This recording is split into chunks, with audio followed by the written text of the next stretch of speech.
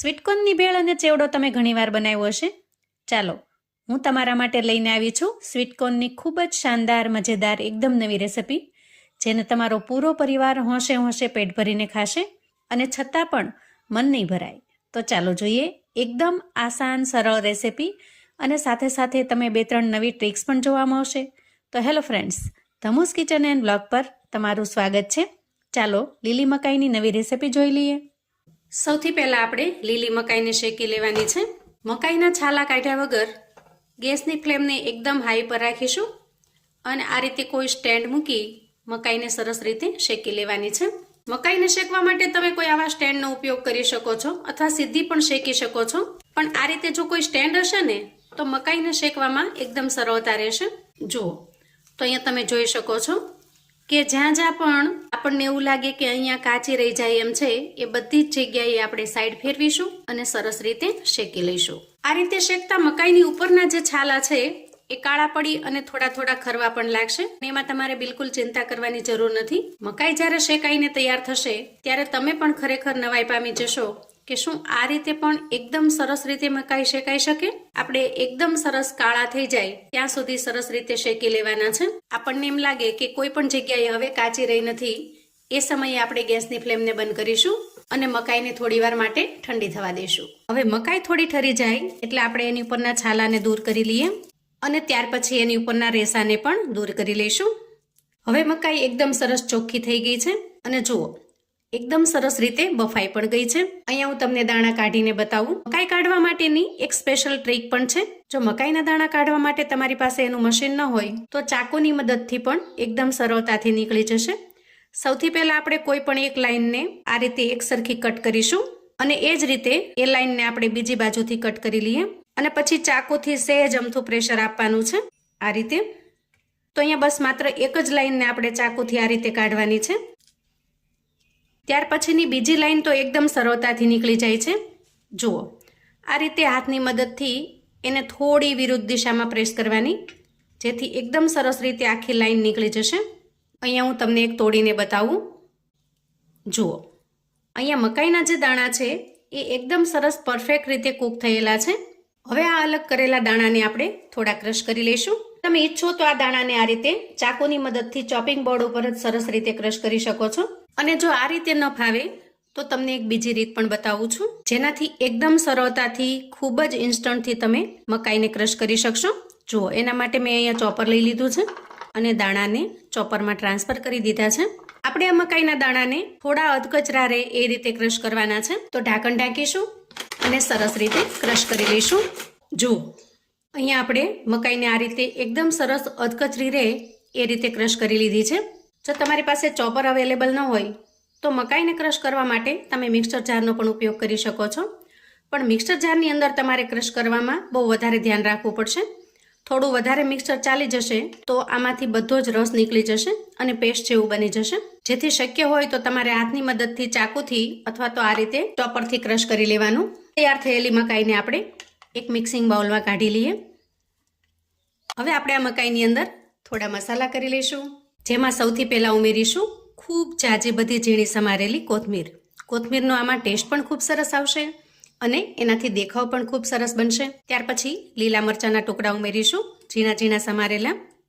અડધી ચમચી જેટલો કિચન કિંગ મસાલો ઉમેરીશું. અહીંયા તમારી પાસે કોઈ પણ ગરમ મસાલો હોય એ તમે ઉમેરી શકો છો. પેરી પેરી મસાલો પણ ઉમેરી શકાય અને મેગી મસાલો પણ ઉમેરી શકાય. કોઈ પણ મસાલો તમે અહીંયા ઉમેરશો, ટેસ્ટ એકદમ સરસ લાજવાબ બનશે. અને ત્યાર પછી ઉમેરીશું સ્વાદ પ્રમાણેનું મીઠું.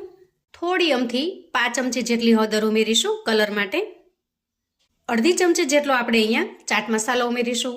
તમે અડધી ચમચી જેટલો આમચૂર પાવડર પણ ઉમેરી શકો છો. અને આ બંનેમાંથી એક પણ વસ્તુ ન ઉમેરવી હોય તો તમે અડધા લીંબુનો રસ પણ ઉમેરી શકો છો. કેમ કે ખટાશ ઉમેરશો તો જ આના અંદરની જે સ્વીટનેસ છે એ સરસ રીતે બેલેન્સ થશે. સાથે સાથે આપણે થોડું સ્પાઇસી પણ બનાવીશું. હવે આપણે બધા જ મસાલાને સરસ રીતે મિક્સ કરી લઈએ.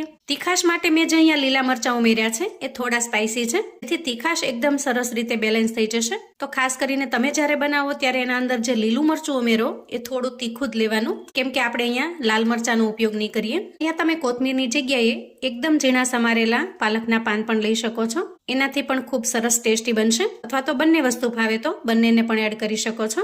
ત્યાર પછી આપણે એક મિક્સિંગ બાઉલ લઈશું અને એમાં 1 કપ જેટલો ઘઉંનો લોટ ઉમેરીશું અને આ લોટ છે એ આપણે રોટલી કરવા માટે જે લેતા હોઈએ એ લોટ લેવાનો છે.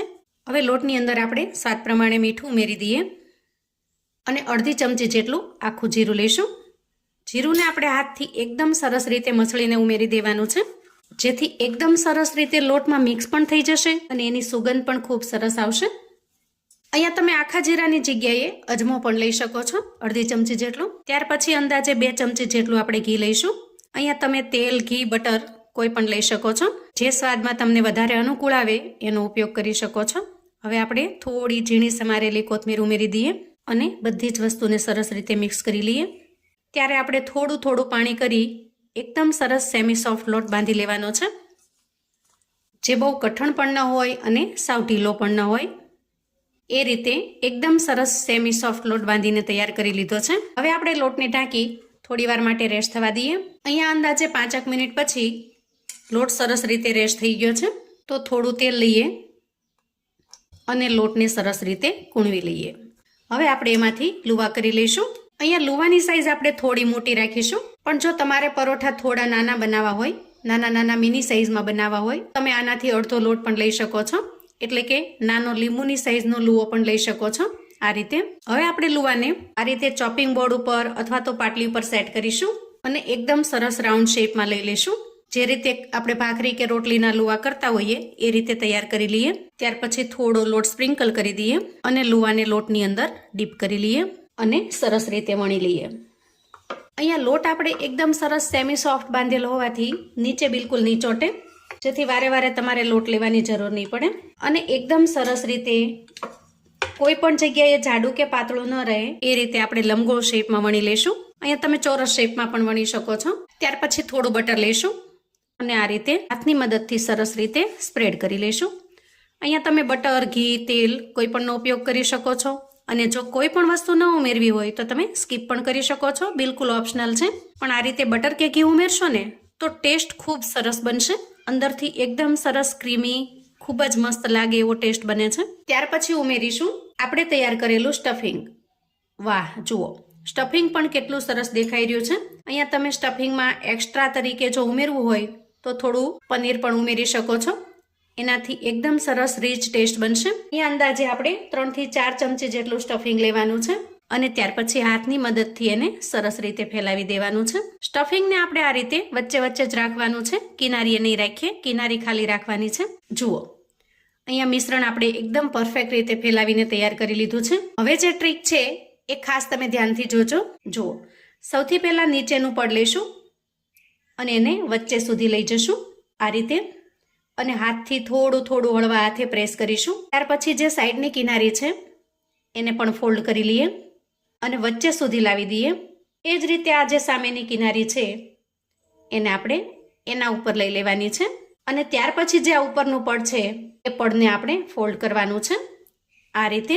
તો આ રીતે આપણે એકદમ સરસ પોકેટ ટાઈપ બનાવીને તૈયાર કરવાનું છે. અહીંયા આપણે પરોઠા વણીને તૈયાર કરી લીધા છે. હવે આપણે એની ઉપરની સાઈડ થોડું પાણી લગાવીએ અને ત્યાર પછી થોડા કાળા તલ લગાવીશું. આનાથી લુક ખૂબ મસ્ત આવે છે. બાળકોને આપશો ને તો ખૂબ જ ગમશે બાળકોને. અને પછી હાથથી થોડું પ્રેસ કરી દેવાનું. એકદમ મસ્ત લુક બનીને તૈયાર થયો છે. આટલી તૈયારી કર્યા પછી હવે આપણે ગેસ તરફ જઈશું અને ગેસ ઓન કરી ગેસ ઉપર એક પેન મૂકીશું. હવે અહીંયા પેનમાં તમને ઘી, બટર કે તેલ જે ફાવે એ 1 ચમચી જેટલું લઈ લેવાનું છે અને આ રીતે સરસ રીતે સ્પ્રેડ કરી દેવાનું છે. હવે જો અહીંયા ઘી થોડું સરસ મજાનું ગરમ થઈ જાય એટલે આપણે આ જે તલવાળી સાઈડ છે એને નીચે રાખીશું આ રીતે. એ જ રીતે અહીંયા બીજું પરોઠો પણ સરસ રીતે સમાઈ જાય એમ છે, એટલે હું બંને પરોઠાને એક સાથે શેકી લઈશ. હવે અહીંયા સાઈડની કિનારી પાસે જો થોડું તમને સૂકું લાગે તો થોડું ઘી કે તેલ, બટર જે તમે લીધું હોય એ થોડું ઉમેરી દેવાનું. ગેસની ફ્લેમને આપણે એકદમ મીડિયમ પર રાખવાની છે, બહુ હાઈ ફ્લેમ નહીં રાખીએ. અને થોડું આપણે ઉપર પણ લગાવી દઈશું. અહીંયા નીચે થોડું ક્રિસ્પી થઈ જાય એટલે આપણે એની સાઈડને ચેન્જ કરી લઈશું. ચારે સાઈડ આપણે આ રીતે ઘીની અંદર સરસ રીતે શેકી લેવાની.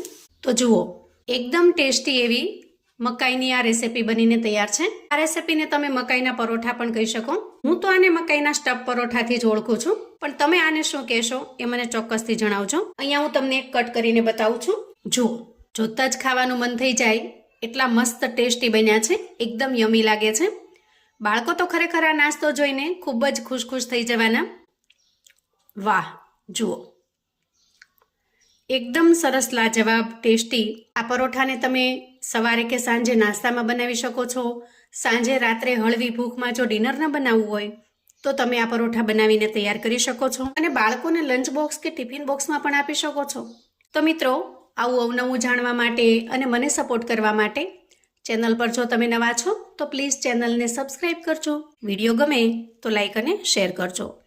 તમારા સગા સંબંધી મિત્રોને પણ આપણી આજની એકદમ યુનિક અલગ એવી મકાઈની રેસિપી ચોક્કસથી મોકલી આપજો, જેથી એ લોકો પણ બનાવીને તૈયાર કરી શકે, એન્જોય કરી શકે અને એના પરિવારને પીરસી શકે. કોમેન્ટમાં મને ચોક્કસથી જણાવજો મિત્રો કે આજની આ મકાઈની યુનિક અલગ એવી રેસિપી તમને કેવી લાગી છે.